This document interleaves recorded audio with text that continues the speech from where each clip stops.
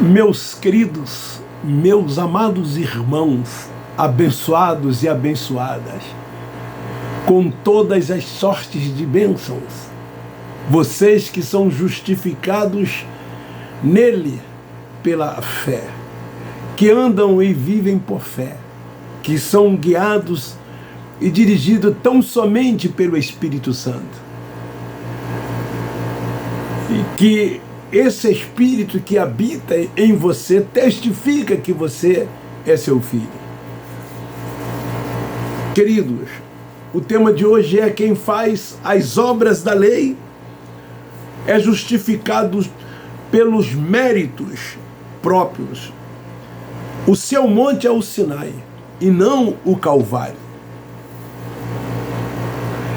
Os homens, eles estão indo em busca de alcançarem, pelos seus próprios méritos, uma justificação. É a autojustiça, quando na verdade nós já fomos justificados nele. Já nascemos nova criatura.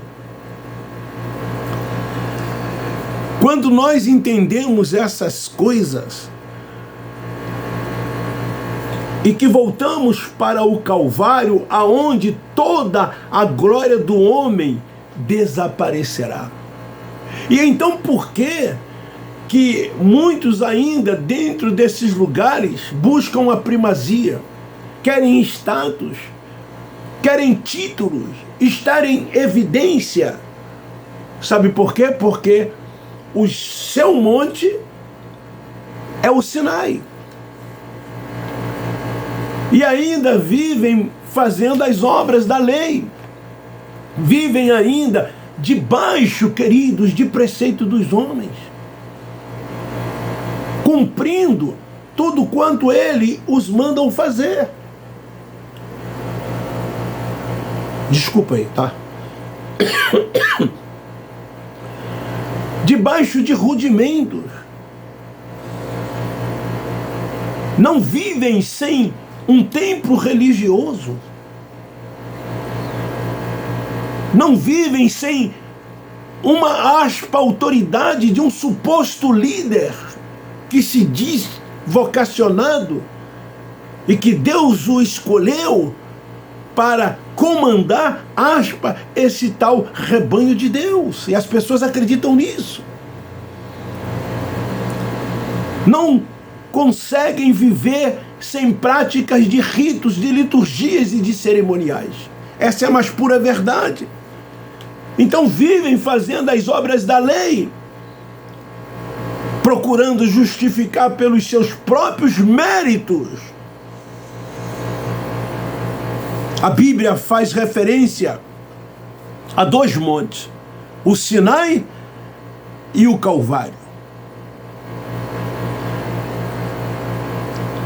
A nossa carne está sempre querendo nos levar para o Monte Sinai.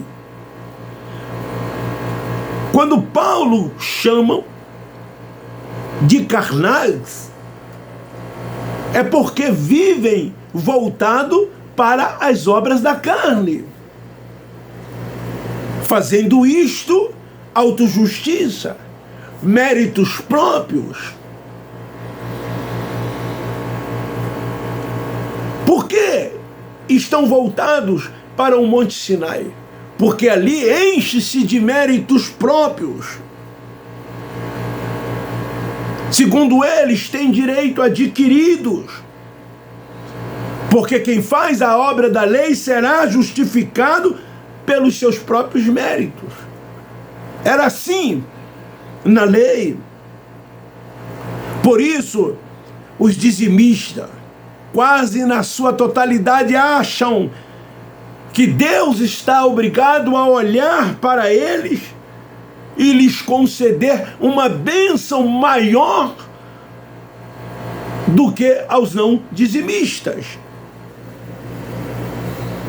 Pois é assim que os líderes religiosos lhes ensinam. Além disso, o Monte Sinai é o monte da lei. Isto quer dizer que se não cumprir será o quê? Condenado. Por que todos os judeus estavam debaixo de condenação? Por que todos os judeus eram considerados pecadores? E João disse que aquele que disser que não tem pecado é mentiroso. Ele estava se dirigindo a quem? Aos judeus. Porque pecado era transgressão da lei. Dentre muitas coisas, uma delas é essa. Os dizimistas acusam os que não são dizimistas. Os chamam muitas das vezes o quê? De ladrões, de roubadores. A graça sempre nos levará ao Calvário. Depois da cruz. Não antes da cruz, mas depois da cruz. Era isso que o apóstolo Paulo, que recebeu a revelação do Cristo ressuscitado, o evangelho da incircuncisão, o evangelho da graça de Deus, era isso que Paulo havia entendido. E estava agora, naquele aion, mostrando para eles que o que tinha que se fazer fora feito pelo Cristo Nazareno. Ele morreu, mas ressuscitou. Cumpriu toda a lei, tetelestai, está consumado. Mas muitos ainda não conseguiam entender. E mesmo ele tendo cumprido a lei, muitos ainda viviam debaixo da lei, debaixo de rudimentos, na prática da lei de Moisés. Quando dos nossos irmãos que nasceram depois da cruz, vivem ainda o antes da cruz, voltado para o Monte Sinai e não para o Monte Calvário. Toda a obra de Deus foi realizada no Monte Calvário. Tudo o que tinha que ser feito, ele fez. Então, quando a graça nos leva ao Calvário, sabe por quê? Porque ali desaparece qualquer mérito. Não há mérito no Calvário para o homem. O mérito foi todo dele. Foi ele quem fez tudo. Foi ele que derramou o seu sangue. E hoje, infelizmente, muitos vivem profanando o sangue de Cristo. Existe um só mérito. E esse mérito existia onde? Ali no Calvário, o sacrifício de Cristo. Tudo foi outorgado pelo seu sacrifício. Na graça, não nos gloriamos porque nada é pelas obras. Por isso que nós vivemos e andamos por fé. Não por vista. Não precisamos fazer ou deixar de fazer para que alcancemos, pois já fomos alcançados e justificados nele. Essa revelação, esse entendimento, o Espírito Santo nos dá. Esse entendimento, o Espírito Santo já nos concedeu. Então, se existe algum sentimento no coração do cristão que está sobre o Calvário, esse sentimento é de gratidão e amor ao Cristo ressuscitado. Jesus nos ensinou que a fé é superior à lei. Se somos justificados, por que ainda viver debaixo de rudimentos? Se somos justificados nele, por que ainda viver debaixo de preceitos de homens? Se somos justificados nele, por que ainda ter uma liderança, um simples mortal, com uma suposta autoridade espiritual sobre as nossas vidas? Se fomos justificados nele, por que frequentar templo?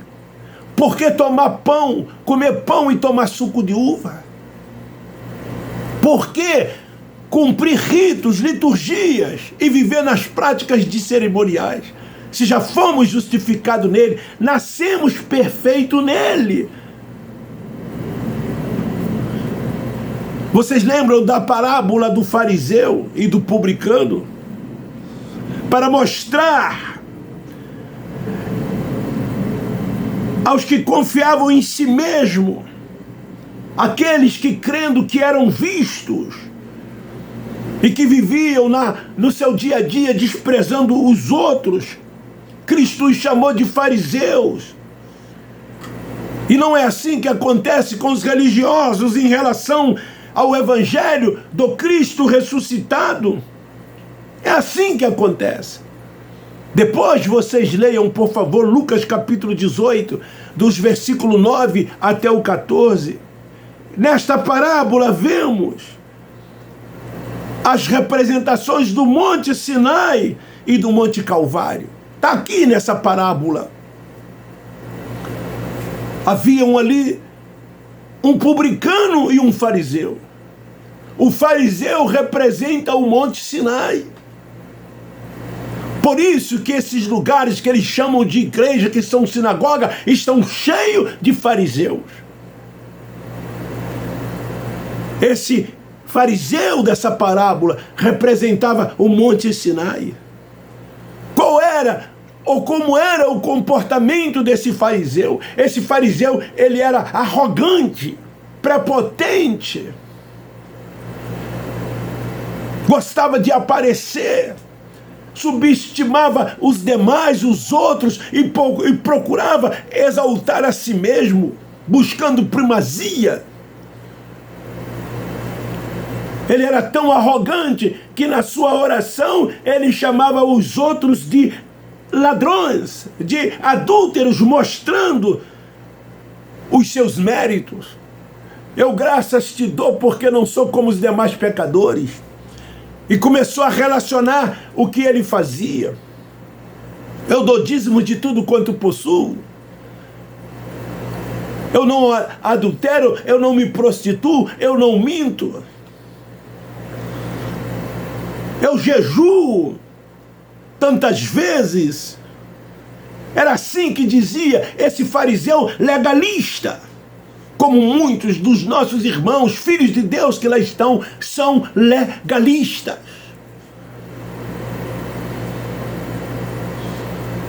São legalistas. São melhores do que os outros. Discriminam os demais que não fazem parte das suas comunidades. Não amam o próximo. Se sentem dono do céu. Se comporta como se fosse verdadeiros deuses, e Deus, na verdade, fosse seus servos. Em suas orações só vivem mandando Deus fazer isso, Deus fazer aquilo, como se Deus tivesse que obedecê-los. Quando Deus, ele tem a sua vontade, os seus desígnios, os seus planos, e ninguém pode frustrá-los. Tudo é a vontade de Deus. Você pode fazer a oração que for, seu fariseu, seu hipócrita, que se não estiver dentro da vontade de Deus, você não será atendido. Ele é o Senhor e Ele diz, eu não mudo.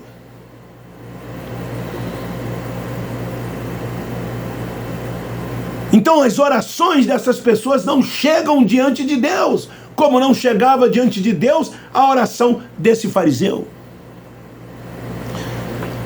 Mas havia ali um outro homem, o republicano, ou publicano, que representa o Monte Calvário, onde o perdão e a bênção não se conseguia por obras.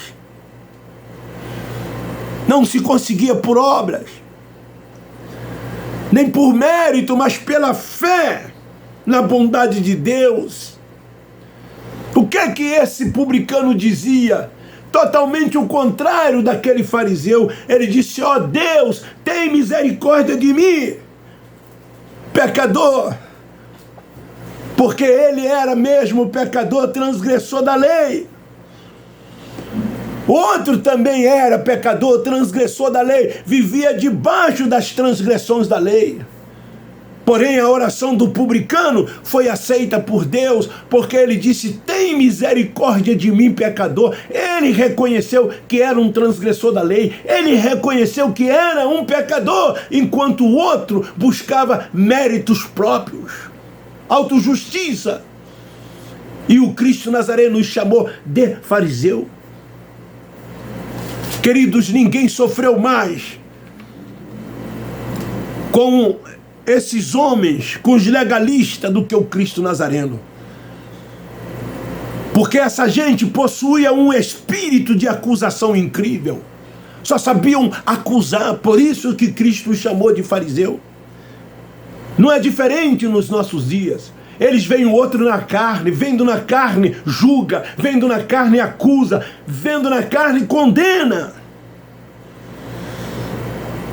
Eles acusavam até o próprio Nazareno em tudo, ao ponto de, no final, consegui-lo condená-lo à morte. Levaram à morte, e à morte de cruz. Mas Paulo, o apóstolo da graça de Deus, também sofreu muito com os legalistas da sua época. E como sofreu! Mas ele não desanimou, ele lutou até o fim pela liberdade que ele havia conquistado em Cristo, quando ele disse: o fim da lei é Cristo. Ele disse: Cristo ressuscitado nos ressuscitou da maldição da lei. Ele, Paulo, e todos os demais judeus. Paulo disse: vós, meus irmãos, estáis mortos para a lei, não estáis mais debaixo da lei. Assim como eles continuavam ainda, mesmo depois de Cristo ter cumprido a lei, debaixo dos rudimentos da lei, assim muitos dos nossos irmãos, dos filhos de Deus que estão nessas sinagogas, vivem debaixo de rudimentos da lei. A mensagem de Paulo diz a respeito à liberdade que nós temos nele, no Espírito. Servimos sim em amor, não por obras da lei. O apóstolo Tiago, mesmo sendo da circuncisão, lá no capítulo 2, depois você lê no versículo 12, ele disse: assim falai, assim procedei, como deve ser julgados pela lei da liberdade. No capítulo 1, versículo 25, ele diz: aquele, porém, que atenta bem para a lei da liberdade perfeita, nisso perseverar. E ele, Tiago, entendeu que o Cristo nos trouxe a liberdade. Você que se diz cristão, seguidor do Cristo ressuscitado, você é liberto de todas as obras e tipo de lei.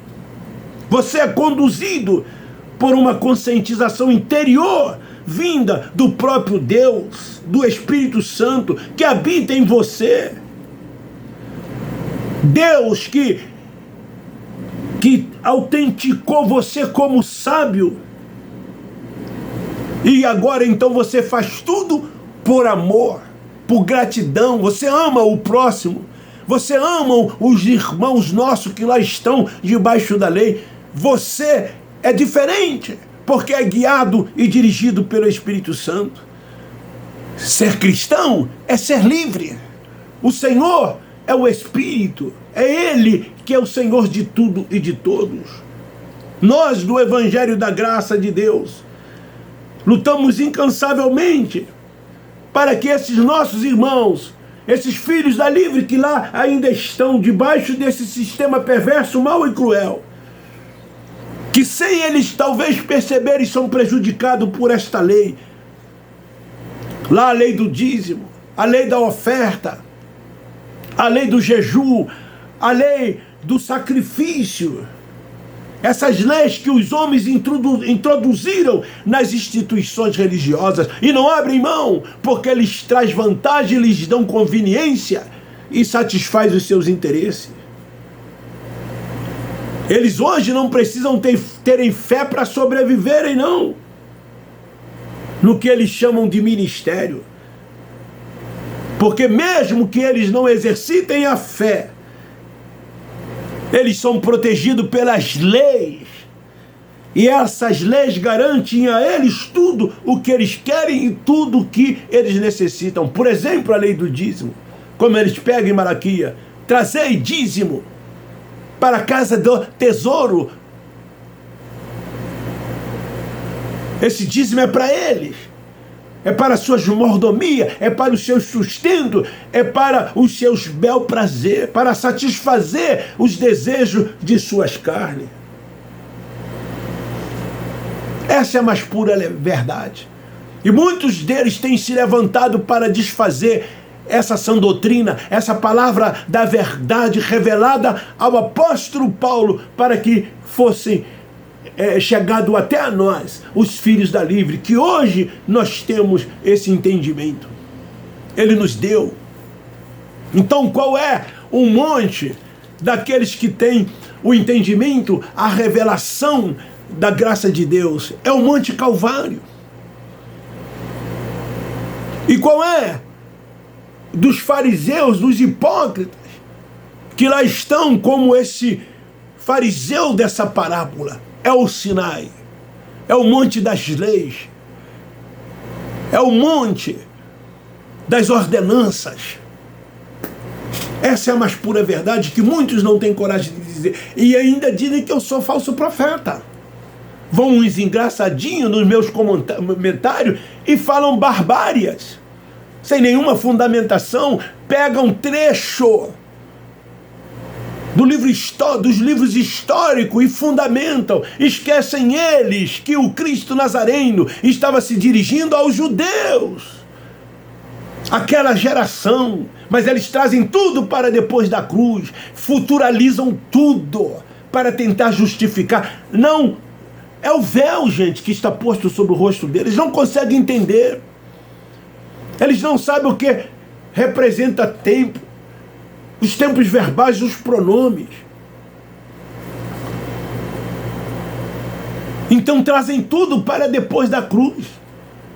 E pegam a Bíblia, que foi escrita para os judeus, e que toda a profecia se cumpriram, e querem aplicar na vida dos nossos irmãos, dos filhos de Deus que lá estão aprisionados, dizendo: vocês têm que fazer isso, vocês têm que fazer aquilo. Mentindo que há um inferno como lago de fogo e tormento eterno. Mentindo, dizendo que há um ser espiritual chamado Satanás, que atormentam as pessoas. Mentindo, dizendo que as pessoas vão ressuscitar, serão transformadas, que Jesus vai voltar quando ele já veio. Mentindo que haverá a grande tribulação, quando a grande tribulação já ocorreu, já aconteceu. Mentindo no Apocalipse, dizendo que tudo ali é uma escatologia futura e tudo quanto ali está ainda vai acontecer, quando na verdade João, quando estava exilado em Pátimo, ele escreveu tudo aquilo às 7 igrejas da Ásia. E tudo ocorreu, tudo aconteceu. São muitos enganos. Eu mesmo enganei a muitos, não com dolo, mas com culpa. Eu cometi, porque eu era um cego guiando outros cegos. E o que nós vemos dentro desses lugares são cegos guiando os outros cegos. Alguém hoje me perguntou: por que você não faz apostilas, livros dessa visão que você tem e vendem para que outros possam ser alcançados? Eu disse: eu não estou preocupado com isso, porque o entendimento não vem através de apostilas, de livros. O entendimento não veio através de uma faculdade teológica que eu fiz e formei muitos. O entendimento não vem através de professores de escolas bíblicas dominicais, desses pseudos pregadores, palestrantes que existem por aí. Não adianta. O entendimento é tão somente dado pelo Espírito Santo. Se o Espírito Santo não der, não adianta. Aí ele falou: essa é a minha posição. Ele foi quem que te falou? Eu falei: o Espírito Santo que me trouxe a revelação. Começou em 1993, mas eu continuei lá. E começaram a vir os entendimentos, e eu permaneci lá até 2017, quando de vez eu rompi com o sistema religioso. Uma outra pergunta que ele me fez, eu sei que é quase que impossível, mas se você voltasse para lá, você ensinaria tudo que você ensinou? Ou você ensinaria agora isso que você crê? Eu falei, jamais voltarei para lá. Nunca mais voltarei para lá. Nunca mais pisarei numa sinagoga. Eu reino em vida. Eu vivo e ando por fé. Eu sei qual é a perfeita, boa e agradável vontade de Deus. O reino de Deus está dentro de mim. Eu descanso tão somente no Senhor.